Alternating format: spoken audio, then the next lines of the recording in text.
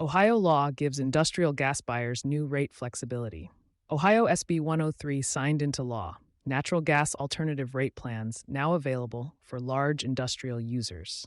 Ohio's Senate Bill 103, which cleared the Senate 31-0 last October, has been signed by Governor DeWine and took effect March 20th, 2026.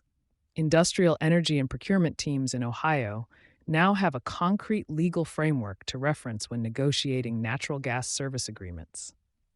The final version of SB 103 does what the Senate-passed version promised, but adds specific thresholds and procedural guardrails that procurement and legal teams need to understand before approaching a utility about an alternative arrangement.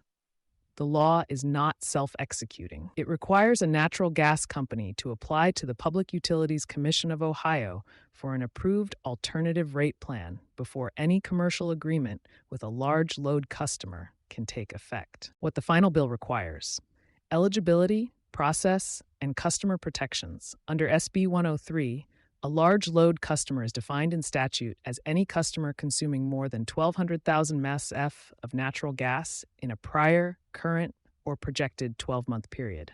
That threshold is higher than many industrial users reach, positioning the framework primarily for data centers, large-scale manufacturing, and other high-consumption facilities. The natural gas company must already hold an approved infrastructure development rider before it can apply to PUCO for an alternative rate plan.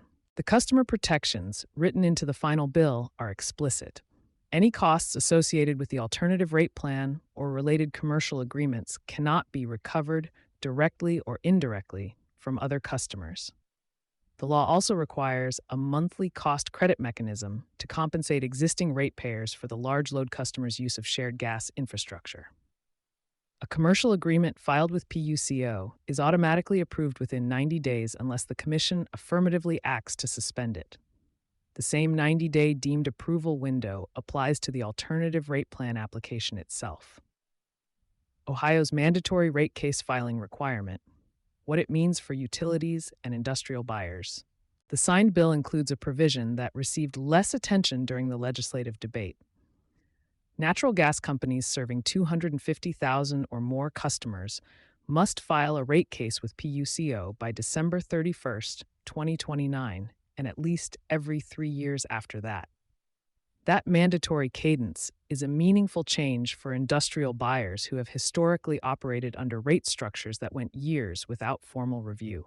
More frequent rate cases create both risk and opportunity for large energy consumers negotiating long-term supply arrangements. Ohio remains among the top 10 natural gas-consuming states in the country, according to the U.S. Energy Information Administration, EIA, driven by its manufacturing base and a growing number of high-demand facilities tied to logistics and AI data operations.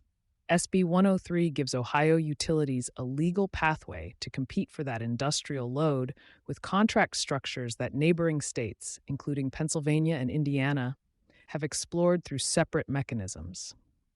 For procurement teams evaluating Ohio facility siting or energy contract renewals, the law is now operative and worth reviewing against existing agreements. You've been listening to Sustainability Soundbites by Environment and Energy Leader. For partnership opportunities, please reach out to our team.